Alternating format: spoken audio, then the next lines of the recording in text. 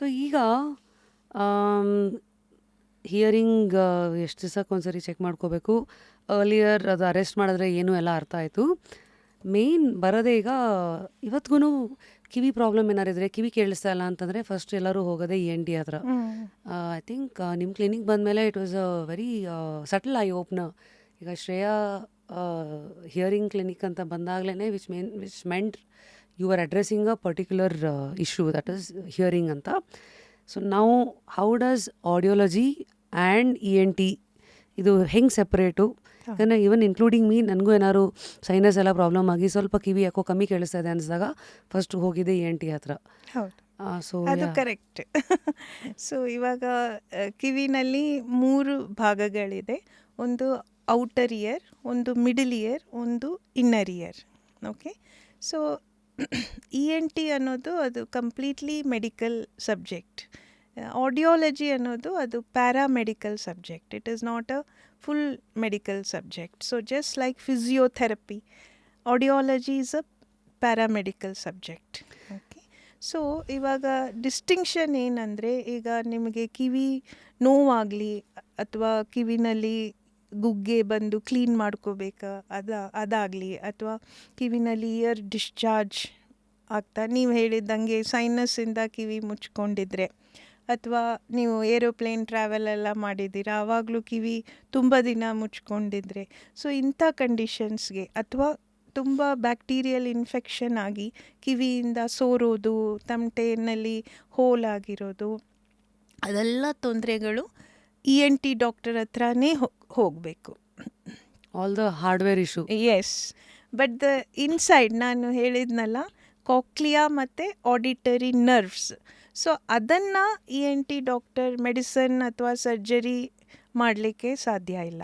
So ಆ ಕೇಸ್ಗಳಲ್ಲಿ ಆಡಿಯಾಲಜಿಸ್ಟ್ನೇ ನೋಡಬೇಕು. That is the distinction. Yeah, how to differentiate means, see, if you are having a pure hearing loss without having pain, without having discharge, without having any other medical issues, then you should consult the audiologist. That is the main distinction. So first ಈಗ ಬರ್ತೀನಿ, ಯಾರಿದು ಶ್ರೇಯಾ? ಏನಕ್ಕೆ Shreya hearing clinic and why did you start establish this? I guess in 97 ಅಲ್ವಾ? Yeah. ಮತ್ತು today interesting journey. 15 ಕ್ಲಿನಿಕ್ಸ್ಗಳಿದೆ, 16ನೇದು ಈಗ HSR ಲೇಔಟಲ್ಲಿ ಬರ್ತಾ ಇದೆ. ಇಂಟ್ರೆಸ್ಟಿಂಗ್. ಸೊ ಯಾಕೆ ಸ್ಟಾರ್ಟ್ ಮಾಡಿದ್ರಿ? So in 1997, I had finished my PhD. So my husband is also an electrical and electronics engineer. So after doing high level of research, when we came into the city of Bangalore, we felt that, see, what is available in research institutes, that type of technology is not available for the common person to enjoy. Okay, so ಆ ಟೈಮಲ್ಲೇ ಈ digital hearing aids ಎಲ್ಲ introduce ಆಗ್ತಾ ಇತ್ತು, microchip ಎಲ್ಲ discovery ಆಗಿತ್ತು. So ಅದೆಲ್ಲ hearing ಏಡ್ಸಲ್ಲೂ ಬರೋಕ್ಕೆ ಶುರು ಆಯಿತು. So at that time we felt that our job is to bring that high technology to the common people so that they can enjoy the good effects of the hearing aid. So ಅದಕ್ಕೆ ಮುಂಚೆ hearing AIDS ಅಂದರೆ ದೊಡ್ಡ ಡಬ್ಬ, ಅದಕ್ಕೆ wire ಆ ಥರ ಎಲ್ಲ ಬರ್ತಾಯಿತ್ತು. So that was very old technology. People never accepted it visually, or even the sound quality was really very bad. So the leap in technology in hearing aids came through microchips, with the advent of microchips and digital signal processing. So that is the reason for us to bridge the gap between high technology and the people. We started this clinic. It was one of, Shreya means meritorious. It is a word used in Vishnu Sahasranamam to describe Vishnu. As Shreya. Shreya means he is of the highest merit. Above him, there is nobody like that. So we took that word from. ನಾನು ನೋಡಿದೆ technological mile stones ಅಂತ ಬಂದರೆ introducing computerised audiology ಇನ್ ಕರ್ನಾಟಕ ಅಂತ. So computerised audiology See, earlier simple audiometry was being done. ಆಡಿಯೋಮೆಟ್ರಿ simple ಅಂದರೆ ಮೊದಲು ಹೆಂಗಿತ್ತು? ಹಾಂ, so ಅದು ಒಂಥರ ಡಿಜಿಟಲ್ ಇರಲಿಲ್ಲ, ಅನಲಾಗ್ ಥರ ಬರ್ತಾಯಿತ್ತು. ಸೊ ಅದರಲ್ಲಿ ಅಕ್ಯುರೆಸಿ ಅಷ್ಟೊಂದು ಬರ್ತಿರಲಿಲ್ಲ. ಎಷ್ಟು ಎಕ್ಸಾಕ್ಟ್ ಡೆಸಿಬಲ್, ಎಷ್ಟು ಎಕ್ಸಾಕ್ಟ್ ಫ್ರೀಕ್ವೆನ್ಸಿ ಅದನ್ನು ಕಂಡುಹಿಡಿಯೋಕ್ಕಾಗ್ತಿರ್ಲಿಲ್ಲ. So we introduced what is called computerised audiometry. So here the levels we could plot on the computer itself, and the level used to be very very accurate. So that I told you, no, the ನಾವು hearing aid ಕೊಡುವಾಗ ಆ accuracy ಇನ್ diagnosis ಇದ್ದರೆ ಅದನ್ನು setting ಮಾಡೋಕ್ಕೆ, tune ಮಾಡೋಕ್ಕೆ perfection ಸಿಗತ್ತೆ. ಅದು ನಮ್ಮ ಬೇಸೇ ಸರಿ ಇಲ್ಲ ಅಂದರೆ whatever best instrument you use, if you don't tune it to the individual requirements, it is of no use. Customizing, and it is a service oriented industry. So just the machine is not enough, anyone can buy the machine, but how it is being set, how it is adjusted to that particular person's hearing loss, his audiogram, it is very important. I think ಈ ಅಲ್ಲಿವರೆಗೂ ಸ್ಟೇಟಲ್ಲಿ ಇದ್ದಿದ್ದು ಎಲ್ಲ wire ಇರೋದು, first time ಅವಾಗ wireless ಬಂದಿದ್ದು ನಿಮ್ಮಿಂದನಾ? ಹೌದು, ನಮ್ಮಿಂದ ಅಂದರೆ the company had a breakthrough and they started producing. We introduced it through us like that. So ಈಗ ನಮ್ಮ ಕಣ್ಮುಂದೆ ತುಂಬ ಹಿಯರಿಂಗ್ ಏಡ್ಸ್ ಎಲ್ಲ ಇದೆಯಲ್ಲ, can you introduce us through this? ಇದರಲ್ಲಿ ಲೇಟೆಸ್ಟ್ ಯಾವುದು? Some to look just like AirPods ಥರನೇ beautiful ಆಗಿದೆ, ಶೆಲ್ ಥರ ಇದೆ ಇದು. Okay, what is this doctor? ನಿಮ್ಗೇನು ಅನಿಸುತ್ತೆ? ಅದೇ ಒಳಗೆ ಬಟ್ ಇಷ್ಟು ಚಿಕ್ಕದಿದೆ. Totally invisible. ಅದು ಆಂಟನಾ ಅಲ್ಲ, ಅದು ಒಳಗಡೆ ಹೋಗ್ಬಿಟ್ರೆ ನೀವು ತೆಗಿಯಕ್ಕಾಗಲ್ವಲ್ಲ, ಅದು it is just a simple string. Handle ತರ. ಹ್ಯಾಂಡಲ್ ತರ. ಹೌದು. ಅದು ಬ್ಲೂ ಇರೋದು ಲೆಫ್ಟ್ ಸೈಡ್, ರೆಡ್ ಇರೋದು ರೈಟ್ ಸೈಡ್. ಸೊ ನೀವು ಏರ್ಪಾಡ್ ಹಾಕ್ತೀರಲ್ಲ ಅದೇ ಥರ. ಸೊ ನೀವು ನೋಡಿದರೆ it is just like AirPod thing. So it is chargeable. ಇದಕ್ಕೆ ಬ್ಯಾಟ್ರಿ ಎಲ್ಲ ಹಾಕೋ ಅವಶ್ಯಕತೆನೇ ಇಲ್ಲ. ಸೊ ಆಟೋಮ್ಯಾಟಿಕ್ ಆಗಿ ಚಾರ್ಜ್ ಆಗುತ್ತೆ. ಇದನ್ನು ಎಲ್ಲಿ ಕನೆಕ್ಟ್ ಮಾಡಬೇಕು? ಫೋನ್ಗಾ?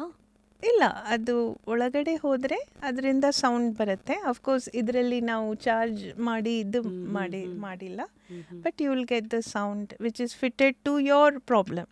And you can connect it like to the apps also. There are special apps, so you can see here in a all round. ಈಗ ನಾವು ನಮ್ಮ ಹಿಯರಿಂಗ್ ಏಡ್ ಏನಂದರೆ ಡಿಫ್ರೆಂಟ್ ಸಿಚುವೇಶನ್ಸ್ಗೆ ಅಡ್ಯಾಪ್ಟ್ ಮಾಡೋ ಥರ ಇರಬೇಕು. ಯಾವಾಗಲೂ ಸೈಲೆಂಟ್ ಅಥವಾ ನಾರ್ಮಲ್ ಕಂಡೀಷನ್ಸ್ನಲ್ಲಿ ನಾವು ಯಾವತ್ತೂ ಇರಲ್ಲ.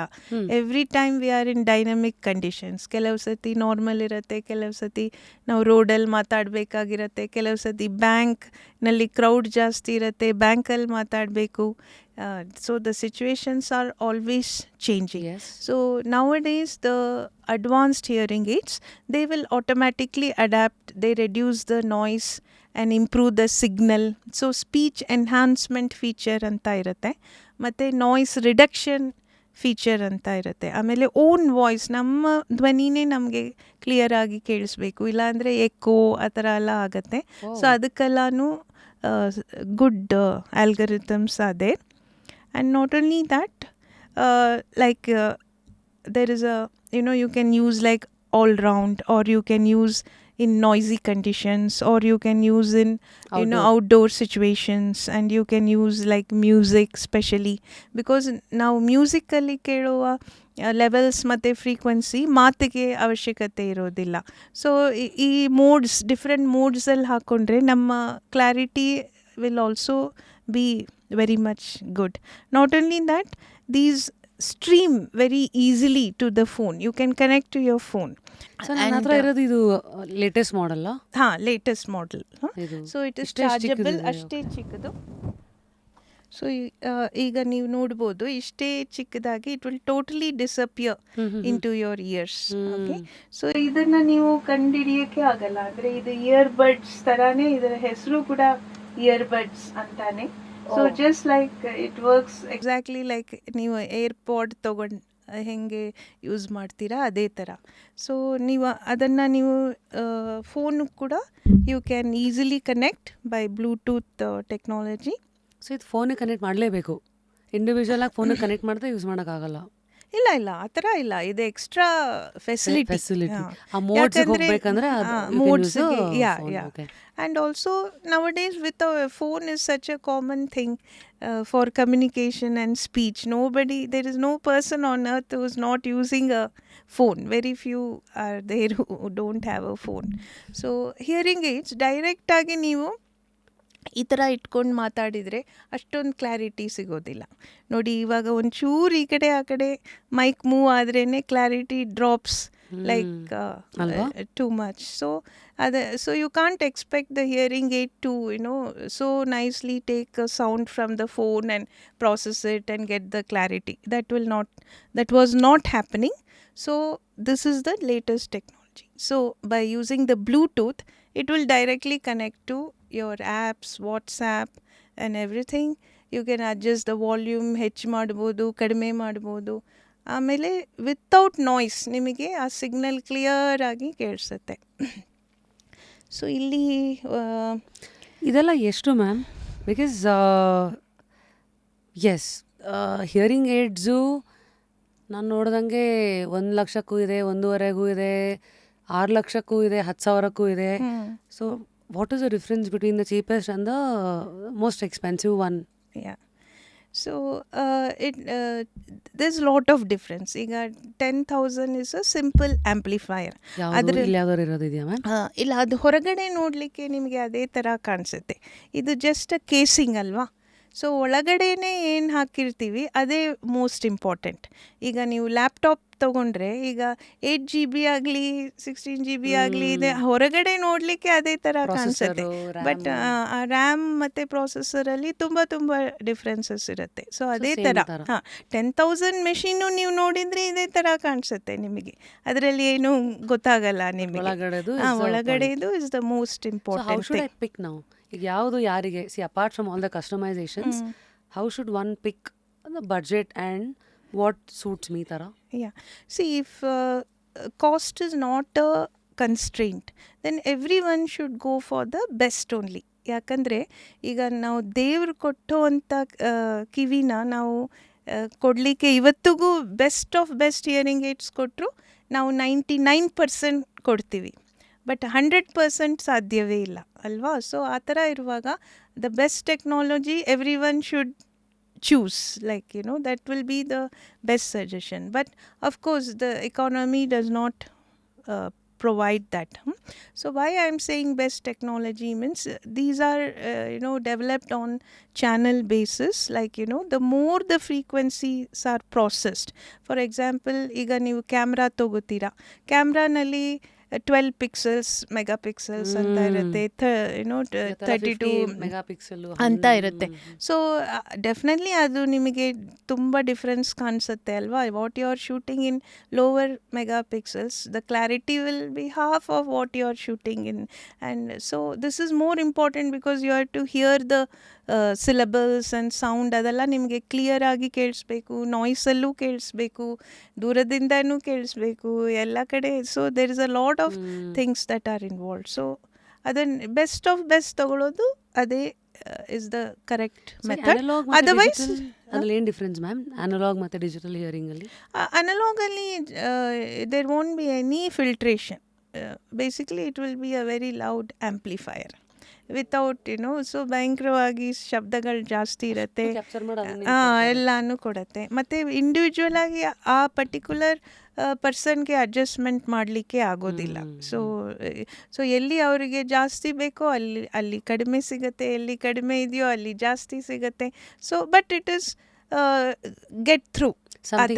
Something is better than nothing. So ಏನು ಕೇಳಿಸ್ದಲ್ಲೇ ಇರುವಾಗ ಅದು ಅಲ್ಪ ಸ್ವಲ್ಪ ಕೇಳಿಸುತ್ತಲ್ಲ, but rejection rate is high. ಯಾಕಂದ್ರೆ ರಿಜೆಕ್ಷನ್ ಅಂದರೆ ಅದನ್ನು ಹಾಕ್ಕೊಳ್ಳೋಕ್ಕೆ ಇಷ್ಟಪಡಲ್ಲ ಜನ, ಯಾಕಂದರೆ ಅದರಲ್ಲಿ ಒಂಥರ ಕರ್ಕಶವಾಗಿ ಧ್ವನಿ ಬರುತ್ತಲ್ವಾ. ಸೊ ಅದನ್ನು ರಿಜೆಕ್ಟ್ ಮಾಡ್ತಾರೆ.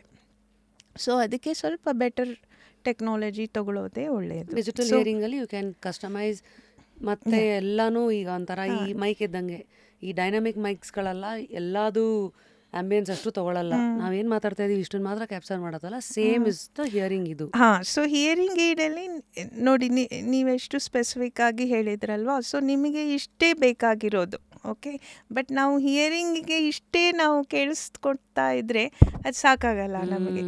ಕೆಲವು ಸಿಚುವೇಶನ್ಸಲ್ಲಿ ಇಷ್ಟೇ ಕೇಳಬೇಕು ನಮಗೆ. So we are expose to so many situations. So ಅದಕ್ಕೆ ಹಿಯರಿಂಗ್ ಏಡಲ್ಲಿ up to 3 types of microphones ಇರುತ್ತೆ. One is directional microphone, like how you are using here, and there is an omnidirectional microphone. Yeah, and there is a adaptive microphone also. So adaptive ಅಂದರೆ ಈಗ noise level ಇರುವಾಗ ತಾನಾಗೆ ಅದು ಆಮ್ನಿಗೆ ಅಥವಾ ಡೈರೆಕ್ಷನಲ್ಗೆ shift ಮಾಡುವಂಥ capacity ಇರುತ್ತೆ. ಅದಕ್ಕೆ ಅಡ್ಯಾಪ್ಟಿವ್ ಮೈಕ್ರೋಫೋನ್. ಈಗ ರೆಸ್ಟೋರೆಂಟ್ಸ್ಗೆಲ್ಲ ಹೋದರೆ ಈಗ ಹೊರಗಡೆ ತುಂಬ ಜನ ಮಾತಾಡ್ತಿರ್ತಾರೆ, ನೀವು ಆಮ್ನಿ ಡೈರೆಕ್ಷನ್ ಹಾಕ್ಕೊಂಡಿದ್ರೆ ಅದೆಲ್ಲ ಸೌಂಡ್ಸ್ ಬರುತ್ತೆ. ಸೊ ನಿಮ್ಗೆ ಬೇಕಾಗಿರೋದು ನಿಮ್ಮ ಟೇಬಲ್ ಮೇಲೆ ಯಾರು ಕೂತ್ಕೊಂಡಿದ್ದಾರೆ ಅದು ಕೇಳಿಸ್ಬೇಕು ನಿಮಗೆ. ಸೊ ಅದು ಆಟೋಮ್ಯಾಟಿಕ್ಕಾಗಿ ಚೇಂಜ್ ಆಗುತ್ತೆ ಡೈರೆಕ್ಷನಲ್ ಮೈಕ್ರೋಫೋನ್ಗೆ. ಸೊ ದಿಸ್ ಸಾಫ್ಟ್ ಸ್ವಿಚಿಂಗ್ ಮಾಡಿ ಅದು ಎನ್ವೈರ್ಮೆಂಟ್ ಹೆಂಗಿದೆ ಅದನ್ನು ಅನಲೈಸ್ ಮಾಡಿ ಇದೆಲ್ಲ ಆ ಚಿಕ್ಕ ಮೆಷಿನ್ ಒಳಗಡೆ ಆಗ್ತಾ ಇರೋವಂಥ ಆಲ್ಗರಿದಮ್ಸ್. ಬ್ಯೂಟಿಫುಲ್. ಸೊ ಈಗ ಒಂದು ಹಾಕೊಳ್ಳೋಕೆ ಸ್ಟಾರ್ಟ್ ಮಾಡಿದ್ಮೇಲೆ ಯೂಶಲಿ ಎಷ್ಟು ಟೈಮ್ ಬೇಕು ಮ್ಯಾಮ್ ಅಡ್ಯಾಪ್ಟ್ ಮಾಡ್ಕೊಳ್ಳೋಕ್ಕೆ for somebody to get use to a hearing aid? ನಾವು ತುಂಬಾ ಇದರ ಮೇಲೆ ಎಂಫಸಿಸ್ ಕೊಡ್ತೀವಿ. ಯಾಕಂದರೆ just tuning the hearing aid and giving it and is not sufficient. You have to hand hold the person. So hand hold ಹೆಂಗೆ ಮಾಡ್ತೀರಿ? Hand hold ಹೆಂಗೆ ಮಾಡ್ತೀವಿ ಅಂದರೆ ಎವ್ರಿ 15 days ನಾವು ಅವರಿಗೆ ಹೆಂಗೆ ಸೆಟ್ ಆಗಿದೆಯಾ ಇಲ್ವಾ ಅಂತ ಒಂಚೂರು ಅವ್ರನ್ನ ಕೇಳ್ತೀವಿ. ಅದಲ್ದಲೇ 1 month ಆದಮೇಲೆ ಒಂದು ಸತಿ ಬಂದು ರೀಸೆಟ್ಟಿಂಗ್ ಅವ್ರಿಗೆ ಸಣ್ಣ ಸಣ್ಣ ಡಿಫ್ರೆನ್ಸಸ್ ಎಲ್ಲ ಕಾಣಿಸ್ಕೊಳ್ಳುತ್ತೆ. ಇದು ಚೆನ್ನಾಗಿದ್ರೆ ನನಗೆ ಇನ್ನು ಲಾಭ ಆಗತ್ತೆ ಅಂತ ಅನಿಸ್ತಿರುತ್ತೆ. ಸೊ ಅದನ್ನೆಲ್ಲ ನಾವು ಫೈನ್ ಟ್ಯೂನ್ ಮಾಡ್ಬೋದು. So that is very important. ಮತ್ತು ಈಗ ವೈರ್ಲೆಸ್ಗೆ ಮತ್ತು ವಯರ್ಗಿರೋ ಬೇಸಿಕ್ ಈಗ ಹೆಡ್ಫೋನಲ್ಲಿ ಹೆಂಗೆ ಕೇಳ್ತೀವೋ ನಾವು, ಹಿಯರಿಂಗ್ ಏಡಲ್ಲೂ even the wireless hearing aids ಅದು ಅಷ್ಟೇ ಎಫೆಕ್ಟಿವ್ ಆಗಿದೆಯಾ quality wise top notch? Wireless is the latest technology. ಮತ್ತೆ ಈಗ it's a very what you call society is such that ಲಕ್ಸುರೀಸ್ಗೆಲ್ಲ ಇವತ್ತು EMI ಇದೆ. Like we see young generation today iPhones ಎಲ್ಲ ಒಂದು ಪರ್ಸೆಪ್ಷನ್ಗೋಸ್ಕರ ಒಂದು ಇಮೇಜ್ಗೋಸ್ಕರ they buy on EMI and all. But ಕೆಲವು ಸತಿ when it comes to hearing aids ಕೆಲವು ಎಕ್ಸ್ಪೆನ್ಸಿವ್ ಆಗಿರೋದಕ್ಕೂ ಎಟುಕೋ ಲೆವೆಲ್ಗೆ ತರೋಕ್ಕೆ ಎಲ್ಲರಿಗೂ ಅಫೋರ್ಡ್ ಮಾಡೋಕ್ಕೆ ಸಾಧ್ಯ ಇದೆಯಾ? EMI ಏನಾರು ಸಿಗುತ್ತಾ? ಡೆಫಿನೆಟ್ಲಿ ಸಿಗುತ್ತೆ, ಏನು ತೊಂದರೆ ಇಲ್ಲ. ಅದಲ್ದಲೇ ಇನ್ಕಮ್ ಟ್ಯಾಕ್ಸ್ಗೂ ಇದರಲ್ಲಿ ರಿಬೇಟ್ ಸಿಗುತ್ತೆ. 80D ಅಂತ ಸೆಕ್ಷನ್ ಇದೆ. ಸೊ ಇದನ್ನು ನೀವು ಎಕ್ಸ್ಪೆನ್ಸ್ ಥರನೂ ಬುಕ್ ಮಾಡ್ಬೋದು. ಸೊ ಬೇಸಿಕ್ ಡೌಟು ಯಾಕೆ ma'am? And GST exempted. Government itself has given that facility. There is no additional GST on this. GST exempted. Interesting. Why are hearing aids so expensive? There is a good reason for that. Because ಇವಾಗ ನೀವು laptops ತೊಗೊಳ್ಳಿ, mobiles ತೊಗೊಳ್ಳಿ, ಎಷ್ಟು users ಇದ್ದಾರೆ ಹೇಳಿ. ಒಂದು mobile ತೊಗೊಂಡ್ರೆ ಎಷ್ಟು ಯೂಸರ್ಸ್ ಇದ್ದಾರೆ? ಎಷ್ಟು ಪಾಪ್ಯುಲೇಷನ್ ಇದೆಯೋ ಎಲ್ಲರ ಕೈನಲ್ಲೂ ಒಂದಿದೆ ಇವತ್ತು. ಒಂದು ಹಿಯರಿಂಗ್ ಏಡ್ನಲ್ಲಿ ಮೊಬೈಲ್ಗಿಂತ ಜಾಸ್ತಿ ಇರೋವಂಥ ಟೆಕ್ನಾಲಜಿ ಇದೆ. So as I told you, noise processing ಮಾಡಬೇಕು, ಸಿಗ್ನಲ್ ಎನ್ಹಾನ್ಸ್ಮೆಂಟ್ ಮಾಡಬೇಕು, ಓನ್ ವಾಯ್ಸ್ ಪ್ರೊಸೆಸಿಂಗ್ ಮಾಡಬೇಕು, ಅಷ್ಟೊಂದು ಫ್ರೀಕ್ವೆನ್ಸಿನ ಇದು ಮಾಡಬೇಕು. ಸೊ ನೀವು ಒಂದು ಸಣ್ಣ ಪಬ್ಲಿಕ್ ಅಡ್ರೆಸ್ ಸಿಸ್ಟಮ್ ನೀವು ಕೊಂಡ್ಕೊಂಡ್ರೆ ಆವಾಗಲೇ you are paying 25,000-30,000 minimum for a microphone, amplifier and speaker. Simple. But this has all the 3. It is miniature and it has so many automatic algorithms running inside. So and the number of people using is only 8%. Out of this 8%, 4-5% are in rural areas. So basically only 3% are using. Okay, so that is the reason it will always be on the higher side only, because it is not a mass product.